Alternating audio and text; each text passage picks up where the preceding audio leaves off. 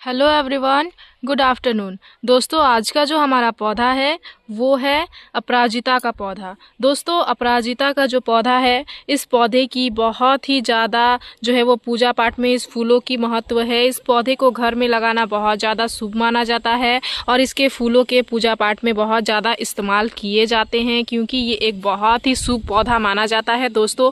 और जिसे कोई पराजित नहीं कर सकता है, उसे अपराजिता कहते हैं। सभी लोग इसको अपने घर में गार्डन में ज़रूर से ज़रूर लगाते हैं। जो गार्डनिंग करते हैं उनके पास तो यह पौधा मिल ही जाएगा, जो गार्डनिंग नहीं करते हैं उनके पास भी आपको यह पौधा मिल जाएगा, क्योंकि ये बहुत ही अच्छा सा लोकप्रिय पौधा है दोस्तों। इसलिए सभी कोई इसको अपने गार्डन में ज़रूर ऐड करते हैं। लेकिन अगर आपके अपराजिता के पौधे में ग्रोथ नहीं हो रही है, पत्तियाँ पीली हो रही हैं, पौधे में फ्लावरिंग नहीं हो रही है, पौधा आपका कलियाँ नहीं बना रहा है, यह सारी समस्याएं अगर आपके अपराजिता के पौधे में बनी हुई हैं दोस्तों, तो आज की इस वीडियो में मैं आप सभी को बताने वाली हूँ कैसे आप अपने अपराजिता के पौधे को हरा भरा रख सकते हो और ढेरों सारे अपने पौधे से फ्लावरिंग ले सकते हो। कुछ नॉर्मल चीज़ों का ही देखभाल आपको करना है और आपका पौधा बहुत ही अच्छा खासा घना भी होगा और पौधे में आपको भर भर के फ्लावरिंग भी मिलेगी। बिल्कुल सिंपल से टिप्स मैं आप सभी को बताने वाली हूँ, जिसके सहायता से ही आपके पौधे में बहुत ही अच्छी खासी फ्लावरिंग स्टार्ट हो जाएगी। तो नमस्ते दोस्तों, मैं हूँ किरण और मैं स्वागत करती हूँ आप सभी का हमारे इस यूट्यूब चैनल छोटी सी बगिया में। तो चलिए दोस्तों, इस वीडियो को स्टार्ट करते हैं। सबसे पहली बात आपको अपराजिता में जिस चीज़ का ध्यान देना है दोस्तों, वो है इसकी फूल। ये डेली ही फ्लावरिंग करने वाला प्लांट है दोस्तों। डेली बहुत ही अच्छी खासी मात्रा में इसमें फूल आती हैं और ये जो फूल आती हैं दोस्तों, ये एक दिन अगर आप इन फूलों को छोड़ देते हो अपने पौधे में ही, तो ये दूसरे ही दिन बीज बनाने के प्रोसेस पे लग जाती हैं। देख सकते हैं इस तरीके की फूल, ये जो कल खिली हुई है, इसको अगर हम अपने पौधे में छोड़ देंगे तो ये धीरे धीरे जो है दोस्तों, यहाँ से इसका बीज का पॉकेट निकल के आएगा। देख सकते हैं यहाँ पे एक पॉकेट निकला हुआ है। इसको आपको बिल्कुल भी पौधे में नहीं रखना है। अगर आप पौधे से ज़्यादा फ्लावरिंग चाहते हो तो आपको यह चीज़ें ध्यान देना है कि समय समय पे पौधे से इन अपराजिता के फूल जैसे ही खिले, जहाँ जहाँ से फूल खिल रहे हैं, जैसे सुबह में जैसे फूल खिलता है दोस्तों, शाम को यह फूल जो है वो मुरझा जाते हैं। तो शाम के वक्त आपको क्या करना है, इन फूलों को इस तरीके से तोड़ के हटा देना है। इस काम को आपको बहुत ज़्यादा ज़रूरी है करना। इनको अगर आप करोगे तो आपके पौधे में ज़्यादा से ज़्यादा जो है वो कलियाँ बनेंगी, क्योंकि पौधे में अगर हम इन चीज़ों को नहीं हटाते हैं, पौधे को अगर उसी तरीके से छोड़ देते हैं, तो हमारा जो पौधा है दोस्तों, वो अपने न्यूट्रिशन को बीज पे लगाने लगता है। फिर पौधे में बीज की पॉकेट बनने लगती है और हमारा जो पौधा है दोस्तों, वह ज़्यादा कलियाँ नहीं बना पाता है। इसलिए मैं इस चीज़ का ध्यान देती हूँ कि हमेशा अपने पौधे में इनको जो है दोस्तों वो हटाती रहती हूँ। ये बीज मुझे आप सभी के साथ शेयर करना था कि बीज के पॉकेट इस तरीके के बनते हैं, इसलिए मैंने इसको एक दो जो है वो रख दिया हुआ था। नहीं तो मैं डेली ही क्या करती हूँ, इस तरीके से इनको चुन चुन के हटा देती हूँ। सबसे पहला काम, यह बहुत ही ज़्यादा ज़रूरी काम है, इसको आपको आपके पौधे में करने ही है। साथ ही इसके बाद जो दूसरा काम करना है दोस्तों, अगर आप अपने पौधे को, ये एक बेल वाला पौधा है दोस्तों, अगर आप इसको बड़े ज़मीन पे लगाते हो और एकदम ऊपर, बहुत ही ऊपर तक ले जाना चाहते हो, तो इसकी बेल बहुत ही अच्छी खासी एकदम ऊपर तक होके जाती है। तो ये एक बेल वर्गीय पौधा है, तो इसको सपोर्ट की आवश्यकता भी ज़रूर होती है। तो आप इसको सपोर्ट भी ज़रूर से ज़रूर दें। जब भी आपका पौधा बेल की तरह ऊपर की ओर जा रहा हो तो आप इसको सपोर्ट दें, ताकि पौधा आपका हेल्दी ऊपर की ओर जाए और ज़्यादा से ज़्यादा आपको पौधे में फूल मिले। तो इस चीज़ का भी आपको विशेष ध्यान देना है। अब तीसरा जिस चीज़ का ध्यान देना है दोस्तों, अगर आप अपने पौधे को ज़्यादा घना करना चाहते हैं तो आपको एक काम अपने पौधे में करनी होगी। वह क्या है, वह यह है कि पौधे को आपको प्रूनिंग करते रहना होगा। जैसे कि देख सकते हैं मैंने क्या किया है, जैसे ही पौधे में लंबी लंबी ब्रांचेज आती है, मैं टिप से क्या करती हूँ, इस तरीके की टिप को ही इस तरीके से तोड़ देती हूँ। देख सकते हैं यहाँ से आ रही है, तो इसको भी मैं टिप को तोड़ दी। टिप को तोड़ने से क्या होता है दोस्तों, पौधा इधर उधर ढेर सारी मैक्सिमम ब्रांचेस लेके आता है और हमारा पौधा ज़्यादा से ज़्यादा घना और बूसी होता है।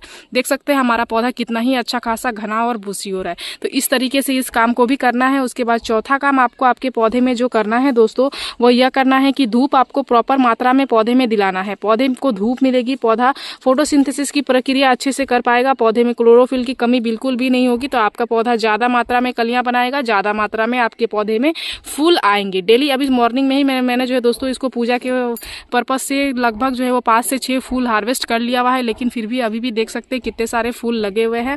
और कुछ फूलों को मैंने यहाँ पे छोड़ भी दिया हुआ था क्योंकि मुझे वीडियो भी बनाना था, जिस कारण से।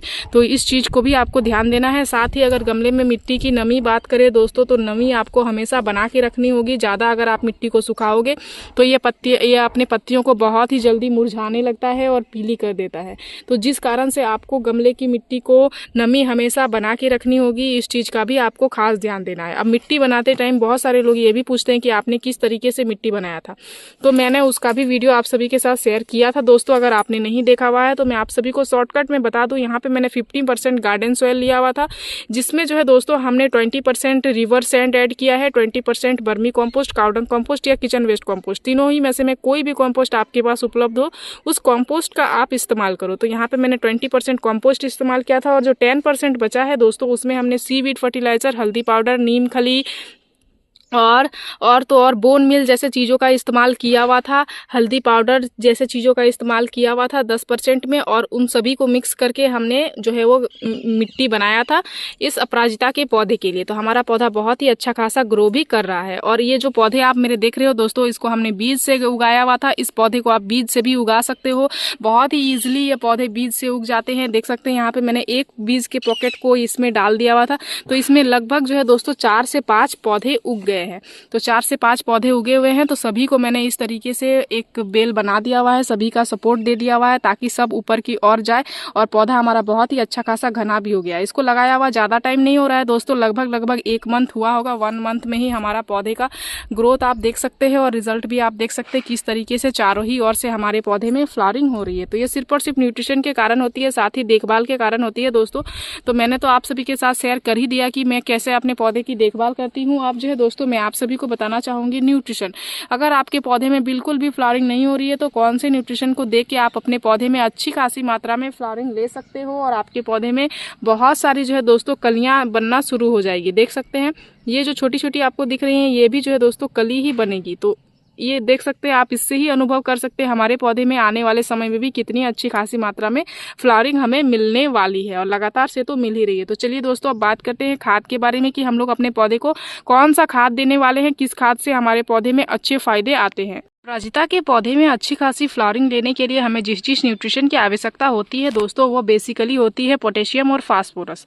नाइट्रोजन भी हमें अपने पौधे में देना होता है, लेकिन नाइट्रोजन की ज़्यादा मात्रा हमें अपने पौधे में नहीं देनी होती है। नाइट्रोजन की ज़्यादा इस्तेमाल से पौधे की ग्रोथ बहुत ज़्यादा बढ़ जाती है दोस्तों, फिर पौधा अपना वो है फ्लावरिंग में जो है वो अपने रिजल्ट को नहीं लगा पाता है, जिस कारण से आपको आपके पौधे में ज़्यादा से ज़्यादा पोटेशियम और फास्फोरस की मात्रा देनी है। कम से कम जो है दोस्तों 15 से 20 दिन में एक बार कुछ ऐसे चीज का इस्तेमाल कर लेना है जिससे आपके पौधे में अच्छी खासी मात्रा में पोटेशियम और फास्फोरस की मात्रा मिल जाए। तो आज जो है दोस्तों मैं आप सभी को वही चीजें बताने वाली हूँ। तो पोटेशियम के लिए हमारा जो पौधा है दोस्तों, वो पोटेशियम की सहायता से अच्छी खासी मात्रा में फूल लेके आता है, और फास्फोरस से जड़ों की विकास होती है और हमारे पौधे में फूलों के आने में मदद होती है। तो चलिए दोस्तों आज मैं किस चीज़ का इस्तेमाल करने वाली हूँ इन दोनों ही चीज़ों के लिए, वो मैं आप सभी को बताऊंगी। सबसे पहला चीज़ जिस चीज़ का इस्तेमाल हम करने वाले हैं वो है दोस्तों, ये देख सकते हैं, इसे गार्डनिंग में ब्लैक गोल्ड के नाम से जाना जाता है दोस्तों। ये क्या है? ये है वर्मी कॉम्पोस्ट। लगभग हमारे पौधे को लगाया हुआ 1 महीना हो चुका है दोस्तों, 1 महीने से भी पार हो चुका है, 2-3 दिन 1 महीने से पार हो चुका होगा। तो महीने में एक बार हमें अपने पौधे में फास्फोरस का सोर्स देना ही होता है। और ये जो वर्मी कॉम्पोस्ट है दोस्तों, इसमें बहुत ही अच्छी खासी मात्रा में फास्फोरस की मात्रा पाई जाती है। साथ ही जो है दोस्तों इसमें इसके जगह पे आप कार्डन कंपोस्ट का भी इस्तेमाल कर सकते हो, गोबर की खाद का भी इस्तेमाल आप कर सकते हो, किचन वेस्ट का भी इस्तेमाल कर सकते हो। लेकिन यहाँ पे हमने लिया हुआ है वर्मी कंपोस्ट, जो कि 1 मुट्ठी इतना होगा, 1 से 2 मुट्ठी इतना होगा दोस्तों। और ये हमारा 14 इंच का पॉट है। तो इसमें हम लोग इसके लिए सबसे पहले डालने वाले हैं फास्फोरस की सहायता। इसके बाद मैं आप सभी को बताऊंगी पोटेशियम। लेकिन यहाँ पे सबसे पहले हल्की हल्की कर लेंगे गुड़ाई अंदर से, जहाँ पे भी जो है दोस्तों गुड़ाई करने के लायक स्पेस है वहाँ हल्की हल्की गुड़ाई करेंगे। देख सकते हैं हल्की हल्की गुड़ाई हमने कर लिया हुआ है। और गुड़ाई करने के बाद आपको क्या करेंगे, यहाँ पे जो है दोस्तों और एक चीज़ हम लोग ऐड करने वाले हैं।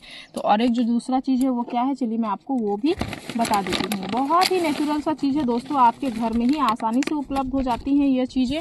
वो क्या है, यह देख सकते हैं आप, ये है लकड़ी की राख। लकड़ी को जलाने के बाद जो ये रिजल्ट आता है दोस्तों, ये वही है लकड़ी का राख। यहाँ पे हमने 1 चम्मच लिया हुआ है। ये पोटेशियम का बहुत ही अच्छा खासा रिच सोर्स होता है, साथ ही इसमें कैल्शियम की मात्रा पाई जाती है।